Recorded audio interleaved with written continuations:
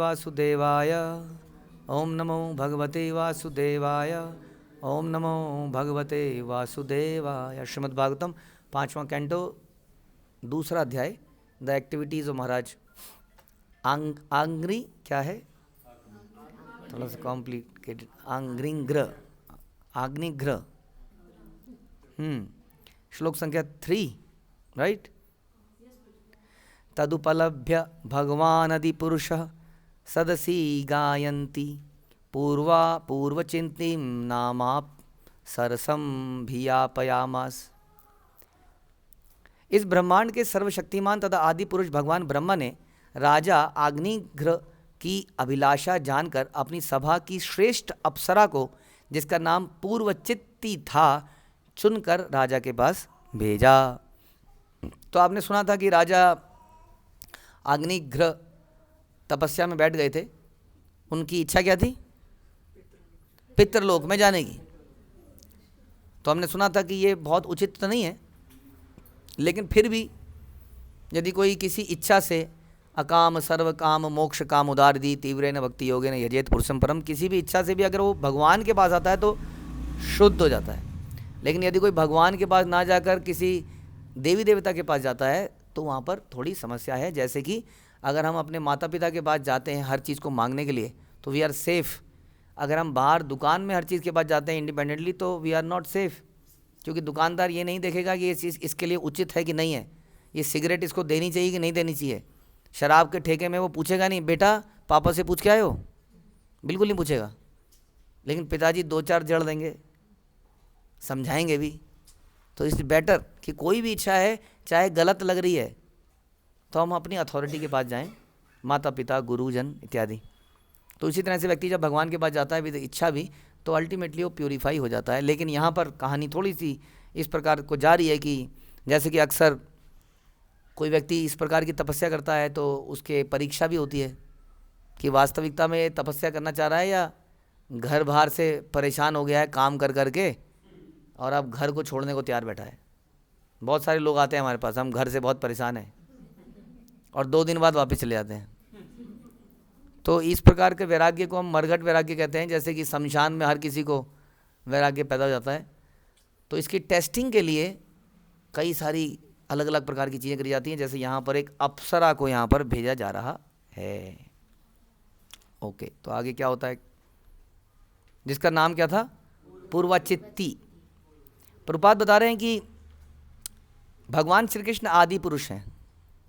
भगवद गीता में अर्जुन ने उन्हें पुरुषम आद्यम कहकर संबोधित किया, किंतु इस श्लोक में ब्रह्मा को भगवान कहा जा रहा है। भगवान कहने का कारण यह है कि वे भगवान के पूर्ण प्रतिनिधि हैं, संसार के प्रथम जीव हैं। इसलिए कई बार ऐसे व्यक्ति को भगवान ही कह दिया जाता है। साचा तदाश्रमो पवन मतिर्मणीयम विविधनी बिडबिट पिवीट पनी करम करम करसम शिलष्ट पुरटल तारु स्थल विहमंग मिथुने प्रोच्यमान श्रुति भी प्रति बोध्यमान सलिल कुट कारंडव कलहंसादि विचित्र मूप कुजितामल जलाशयमल कमला करमु प्रभ्राम। श्रीमद् भागवतम जो है इसको भगवान का शरीर कहा जाता है, इसलिए इसके श्लोक भी पढ़ने अच्छे हैं, बेहतर हैं। थोड़ा दिक्कत होती है पढ़ने में, लेकिन आप सब लोग धीरे धीरे जब भी पढ़ें ग्रंथों को तो कोशिश करें कि इसके श्लोकों को भी पढ़ें। ये भगवान की वर्शिप जैसा होगा, जबकि हम उसको समझने का प्रयास भी कर रहे हैं। तो श्री ब्रह्मा द्वारा भेजी गई अप्सरा उस उपवन में के निकट विचरने लगी जहाँ राजा ध्यान और आराधना कर रहा था। यह उपवन सघन वृक्षों तथा स्वर्णिम लताओं के कारण अत्यंत रमणीय था। सघन, बहुत घने वहाँ पर वृक्ष थे और बहुत सुंदर सुंदर लताएं लटक रही थी, उनमें गोल्डन गोल्डन रंग था, फूल लगे हुए थे। बड़ा रमणीय स्थान था, शांत शीतल, सुगंधित वायु इत्यादि। वहाँ स्थल पर मयूर जैसे अनेक पक्षियों के जोड़े भी थे और सरोवर में बत्तख थे, हंस थे, समुद्र कूजन कर रहे थे। इस प्रकार वह उपवन वृक्ष, निर्मल जल, कमल पुष्प तथा कल कूजन करते विविध पक्षियों के कारण बड़ा सुंदर लग रहा था। तो कोई व्यक्ति की जो रियल नेचर है वो सामने आई जाती है। जैसी इंद्रियों को ताकत मिलती है, आराम मिलता है, तो क्या करती है, काम वासना करना चाहती है। जो भी उसका स्वाभाविक नेचर है उस तरफ जाती है। तो कोई संत पुरुष होगा, उसकी इंद्रियों को जैसे ही थोड़ा आराम मिलेगा वो कहेगा चलो संकीर्तन करते हैं। अब संकीर्तन में थोड़ा दम लगता है, हाँ, मृदंग बजाना, गाना, बोलना, हाँ, ना बोल के बैठे रहना अच्छा लगता है लेकिन एनर्जी लेस है, तो आदमी बैठ के सुनता रहता है, कहता है सुनाते रहो बस, अच्छा लगता है। लेकिन जैसी ही एनर्जी आती है तो आदमी चाहता है चलो कुछ करते हैं, नृत्य करते हैं, है ना। तो अलग अलग समय पर अलग अलग लोगों के अलग अलग भाव पैदा होते हैं। जब एक संत पुरुष की इंद्रियों को शांति मिलती है, जैसे हम रात को सोते हैं और रात को सो के जैसे ही व्यक्ति उठता है, संत पुरुष क्या करता है, तुरंत कहता है अब जप करने का समय है। जप करना बड़ा मुश्किल काम है वास्तव में बाकी चीज़ों के मुकाबले, इसलिए वो भगवान के नामों को जब मॉर्निंग में ही कर लेता है, जब इंद्रियां एकदम स्ट्रांग है। और जितने भी बाकी लोग हैं उनकी इंद्रियां जैसे ही ठंडक पहुंचती है, ताकत मिलती है, वो भोग करना चाहता है। तो इसी प्रकार सघन वन में ऐसी झील के किनारे भक्त लोग चाहते हैं कि इस झील के किनारे कीर्तन करेंगे तो क्या आनंद आएगा, इन वृक्षों के बीच में ऐसी जगहों में। और बाकी लोग क्या कहते हैं, ऐसी जगहों में अगर बियर पिएंगे तो क्या मज़ा आएगा। देख लीजिए आप, कहीं भी ऐसी जगह में बोतलें पड़ी मिलती हैं। तो ये बड़ी सुंदर जगह थी, लेकिन यहाँ पर क्या होता है, तस्या सुलली तगमन पदविन्यासगति विलासाया चानुपदम खण खणाय मानुरुचिर चरणाभरण स्वन्मुपाकर्ण्या नरदेव कुमारा समाधियो गेनामि लितनयन नलिन मुकल युगल मीशद्विकक्षया व्यचष्ट। जो ही अत्यंत मनोहर गति तथा हाव भाव से युक्त पूर्वचित्ती उस पथ से निकली तो प्रत्येक पग पर उसके चरण नुपुरों की झंकार निकलने लगी। पजेब समझ लीजिए, घुंघरू, तो चल रही थी तो आवाज हो रही थी, छन छन। यद्यपि राजकुमार आग्निघ्र अध खुले नेत्रों से योग कर रहे थे, तो जब आधा खुला होता है तो दिखता नहीं आदमी को, तो उसकी पुतली ऊपर को चली जाती है, हल्का हल्का सा कुछ आभास हो रहा होता है, ताकि वो सोए ना, आंख बंद करके सोने का डर होता है। तो इस प्रकार से योगी नाक के अग्रभाग में देखते हैं, हाँ, या मस्तक के अगर बीच में देखते हैं, आँखों को अध खुली कर देते हैं। खुली रहने पर संसार दिखता है, विचार आते हैं, बंद होने पर नींद आती है, इसलिए अध खुली। तो अध खुली आँखों से योग कर रहे थे और इंद्रियों को वश में करने का प्रयास कर रहे थे। क्योंकि योग में सबसे पहले क्या है, यम नियम आसन प्राणायाम ध्यान इत्यादि। तो इन सब का पर्पज़ क्या है कि कैसे हम अपनी सेंसेस को कंट्रोल करें, पहले तो सबसे पहले। इसलिए आपके योगासन हैं, आपके कपाल भारती, आपका अनुलोम विलोम, जो हमने बीमारियों को ठीक करने के लिए बना दिया है, वो वास्तव में इंद्रियों को कंट्रोल करने के लिए था। उसके साइड बेनिफिट हैं जो हम देखते हैं। तो इस प्रकार से वो योग कर रहे थे, किंतु अपने कमल सदृश नेत्रों से वे उसे देख सकते थे, तो उन्हें वो दिख रहे थे, दिख रही थी। तभी उन्हें उनके कंगन की मधुर झंकार सुनाई दी। अब कान तो खुले ही थे, कान को तो अध खुला करना पता नहीं कैसे कर सकते हैं, रुई हुई डाल के करना पड़ेगा फिर, हाँ। और ज़्यादा देर तक दोनों कानों की एयर को बंद कर देंगे तो उससे भी समस्या हो सकती है। अब छेद हैं तो कारण है उसका, कुछ निकलता है उसमें से, तो ऐसे तो पॉसिबल नहीं। इसलिए प्रभुपाद ने हमें बहुत अच्छा दिया इस परंपरा के अंदर कि बुरा मत देखो, बुरा मत बोलो, बुरा मत सुनो। बोला ये प्रैक्टिकल नहीं है, कैसे ना देखें, हम चल रहे हैं तो कोई दिखाई रहा है, हम कहाँ देख रहे हैं। हम तो मतलब कार चला रहे हैं तो आप बोर्ड तो देखेंगे ही ना कि कहाँ जाना है। जब बोर्ड दिख रहे हैं तो बोर्ड जहाँ लिखा है धर्मशाला इतना किलोमीटर, मनाली यहाँ पर, वहीं पर एक बोर्ड लगा हुआ है, हाँ, ऊंचे लोग और नीची पसंद। तो क्या करें, वो क्या क्या उसमें अंदर पोस्टर लगे हुए हैं, हम क्या करें, वो दिख ही रहा है, वहाँ पर दिख रहा है कि नहीं। वैसे ही हम चल रहे हैं, हम तो अपना भगवान का भजन कर रहे हैं, यहाँ पिक्चर ने, हाँ, या किसी ने गाने चला रखे हैं, क्या कहते हैं वो, ढोल गरीबों का, जो भी है, तो कैसे तो बुरा ना बोलें और कैसे बुरा ना मतलब अब ये पॉसिबल नहीं है, बुरा ना बोलो बुरा ना सुनो। तो क्या इसका इलाज क्या है फिर? इसका इलाज ये है कि अपने कानों में इससे पहले कि कोई और ध्वनि जाए, आप कुछ और ध्वनि डाल लीजिए, है ना। और अपनी आँखों को इधर उधर ना जाए तो इसलिए उसको कुछ पढ़ने में लगा दीजिए। कार चलाते हुए मत पढ़िए, लेकिन बाकी लोग तो पढ़ ही सकते हैं, मेट्रो में इत्यादि में। कई लोग गाने सुनते हुए जाते हैं, आप भजन सुनिए, कीर्तन सुनिए और लेक्चर सुनिए। लेक्चर सुनना बड़ा सही चीज़ होती है वैसे। भजन कीर्तन तो अल्टीमेट पर्पस है ही हमारा, लेकिन जब तक प्रॉपर श्रवण नहीं किया तब तक उस भजन का आनंद नहीं आता है।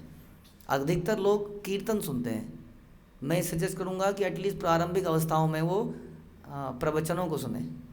बाद में ऐसी स्टेज आ सकती है कि वो कीर्तन या सदारी करे, और भगवान के गुणगान को सुनना भी एक प्रकार का कीर्तन ही है। तो इस प्रकार से जब आप इन चीज़ों को करेंगे तो क्या होगा, ये जो बाहरी चीज़ें हैं उसका इम्पैक्ट कम आएगा, अदरवाइज़ नहीं। तो ये एक परफेक्ट एग्जाम्पल है कि एक योगी अपनी इंद्रियों को वश में करके बैठे हुए थे, लेकिन वश में नहीं कर पा रहे हैं क्योंकि उसके कान में कुछ ऐसी ध्वनि आ रही है। ये तो बैठे हैं कहाँ पे, जंगल में। हम कहाँ बैठे हैं, हम बैठे हैं शहर में। ऐसी ध्वनि हमारे कानों में पड़ने के कितने चांस हैं? यही चांस हैं, और क्या चांस है। आप कीर्तन कीजिए तो आस पड़ोस के लोग कोई ऑब्जेक्शन कर देते हैं, हमने तो बहुत देखा ऐसा कि हल्ला मचा रखा है। और देखिए आए दिन कोई ऐसा फंक्शन, किसी की पार्टी है, किसी की शादी है, किसी के उसमें चल रहा है धूमधाम, कोई इसको क्यों नहीं कंप्लेंट करते, अरे भैया शादी है, आप तो काम ऐसी कोई फालतू काम कर रहे थे, संकीर्तन, ये शादी है। तो इसलिए कितने चांस ही चांस हैं। प्रभुपाद कहते हैं कि अजामिल की कथा आपने सुनी होगी। अजामिल जंगल में गया था अपने पिताजी के कहने पर यज्ञ की लकड़ी इत्यादि लाने के लिए।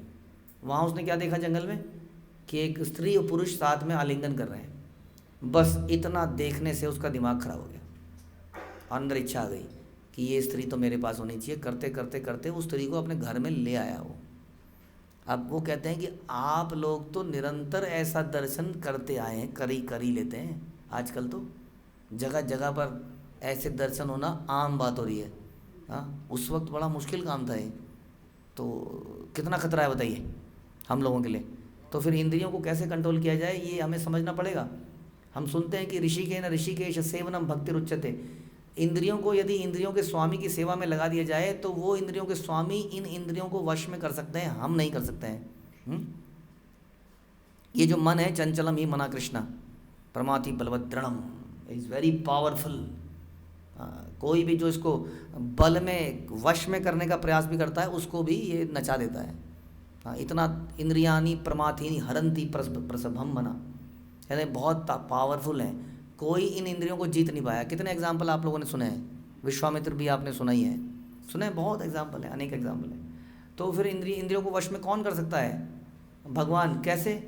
क्योंकि वो ऋषिकेश हैं, is the owner, Swami of senses. वो कंट्रोल कर सकते हैं यदि हम उनकी शरण में जाएं, तो उनका ध्यान करें, तो उनका श्रवण करें, तो इंद्रियां कंट्रोल में हो सकती हैं। इसको भक्ति योग कहते हैं। तो भक्ति योग में एक परफेक्ट एग्जाम्पल आता है, इसी में हरिदास ठाकुर संत थे। हरिदास ठाकुर अपना इसी प्रकार से, जैसे राजा अग्निघ्र तपस्या कर रहे थे, हरिदास ठाकुर भी बैठे थे अपने ध्यान में, और तभी वहाँ पर एक वैश्य आ जाती है, और वो उसका पर्पज़ ये होता है कि इसको बदनाम करना है, क्योंकि वो मुस्लिम थे और एक भगवान के नामों को जप करते थे। कई लोगों को ईर्ष्या हो गई, तो जानबूझ के उस वैश्या को भेजा, जैसे इंद्र ने इस वैश्या को भेजा। और उन्होंने क्या किया, उन्होंने कहा मैं आपके साथ संग करना चाहती हूँ। उन्होंने कहा अच्छा बैठ जाओ, मेरी माला पहले पूरी हो जाए फिर हम करेंगे।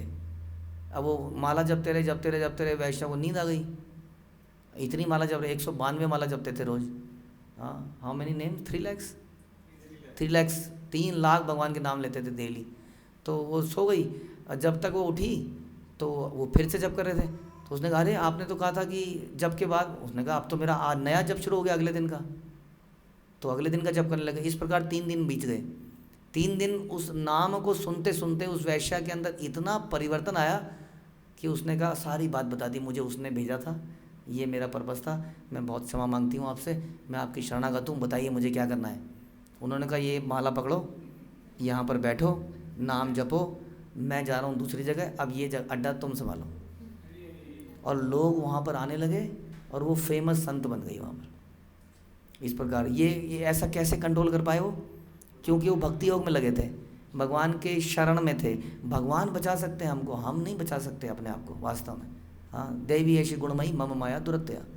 भगवान खुद ही कह रहे हैं कि ये माया दुरत्या है, you can not win over it, ये जीत नहीं सकते हैं इसको, माया को। तो यहाँ पर सुनिए क्या हुआ, तो देख सकते तभी उनके कंगन की मधुर झंकार सुनाई दी। उन्होंने अपने नेत्रों को कुछ और खोल दिया और देखा कि वो बिल्कुल निकट है। तो प्रभुपाद कह रहे हैं कि विषमयी इंद्रियों को वश में करने वाले योगी श्री भगवान का नित्य दर्शन करते हैं, वही लोग कर पाते हैं जो हमने बोला। यद्यपि प्रियव्रत के पुत्र अग्निग्रह अपनी इंद्रियों को वश में करने के लिए योगाभ्यास कर रहे थे, लेकिन केवल नुपुरों की झंकार से उनका योग टूट गया। तो मनुष्यों को इंद्रियों को वश में करने के लिए भक्ति करनी चाहिए, उधर ईश्वर की सेवा करनी चाहिए। अल्टीमेट वही अल्टीमेट सोल्यूशन है, अदरवाइज कोई और सोल्यूशन नहीं है। तो इस प्रकार राजकुमार स्वयं अत्यंत सुंदर भी थे, उनके नेत्र कमल की कली के समान थे। जो ही उसने अपने नेत्र खोले तो देखा अप्सरा उनके पार्श्व में उपस्थित है। अब ध्यान रखिए कि कोई चीज़ आपके पास में आ गई है तो ये मत सोचिए ये लॉटरी लग गई है। ये बहुत बड़ी अपॉर्चुनिटी है। जैसे कई बार कई हमसे पूछते हैं ना कि प्रभु जी ये मिल रहा है, ये नौकरी मिल रही है, या ये कन्या से मेरी शादी हो रही है, देखिए कितनी सुंदर है। और ऐसे में आप उसको बोल दो कि नहीं, थोड़ा सा चरित्र भी देख लीजिए, थोड़ा देख लीजिए। उनको क्या लगता है? उनको लगता है कि मेरे को चिढ़ते हैं मेरे से, मेरे को कितनी बड़ी चीज़ मिलने वाली थी, ये बीच में आ गए, ये रोड़ा लगा रहे हैं। किसी को भी आप रोकने का प्रयास कीजिए संसार में तो वो सोचता है ये मेरा दुश्मन है। जैसे माता पिता के सामने भी रोज़ ये प्रॉब्लम आती है। वो जिस चीज़ के लिए मना करते हैं बच्चों को, बच्चा कहता है मुझे बाइक मिल रही है, वहाँ पर जस्ट 1000 रुपये देना पड़ेगा, ये इतने से हो जाएगा, ऐसे हो जाएगा, किस्त में हो जाएगा। तो माता पिता कहते हैं नहीं अभी नहीं। तो उनको बहुत अंदर से लगता है कि मुझे कुछ मिलने ही वाला था, हाँ, और ये इन्होंने बीच में रोक दिया। तो ध्यान रखिए, ये जो रोका जाता है ये वास्तव में हमारी भलाई के लिए। हाँ, हम सुनते हैं ना, वो भगवान वो क्या कहते हैं, गंजे को नाखून ना दे, समथिंग। तो भगवान जानते हैं कि किसको देना है किसको नहीं देना है। सुहृदम सर्वदेही नाम ज्ञात्वा माम शांतिम रिच्छति। बोलते हैं I am the well wisher of every living entity. वो जानते हैं कि क्या उचित है क्या अनुचित है। बालक लोग, हम लोग शायद तब इस बात को समझेंगे जब हम खुद पिता बनेंगे, तब हमें इसका रियलाइज़ होगा नहीं सही कहते थे शायद। वो जानते हैं क्या उचित है क्या नहीं उचित है, किसके पास क्या होना चाहिए किसके पास नहीं। इसके लिए ज़्यादा हैंकरिंग नहीं करनी, ज़्यादा परेशान नहीं होना चाहिए। किसी के पास धन है, किसी के पास रूप है, किसी के पास कोई कला है, अल्टीमेटली इन सभी चीज़ों को भगवान की सेवा में लगा देना चाहिए। नहीं तो यही रूप, यही कला, ये कौशल, ये नॉलेज, विद्या, ये हमारे डूबने का कारण बन जाएगी। इन्हीं से अहंकार हमारे अंदर आता है, अनलेस कि वो भगवान की सेवा में लगा दी जाए। भगवान की सेवा में लगा दिया तो भगवान हमें प्रोटेक्ट करते हैं उस अहंकार से, हाँ, और हम उस कला को भगवान की सेवा में यूज़ कर पाते हैं। He is the ultimate giver. ध्यान रखिए, हमारे पास जो भी है, मन बुद्धि शरीर, वो भगवान का दिया हुआ है। It must be use in the service of Krishna, तो ही बच सकते हैं। नहीं तो इस प्रकार से हम करेंगे तो बड़े बड़े योगी फेल हो गए। तो एक और एग्जाम्पल हमारे सामने है, इसको और सुनेंगे हम कैसे ये योगी अल्टीमेटली फेल हुए। हरे कृष्णा। श्रीमद् भागवतम की जय, श्रील प्रभुपाद की जय।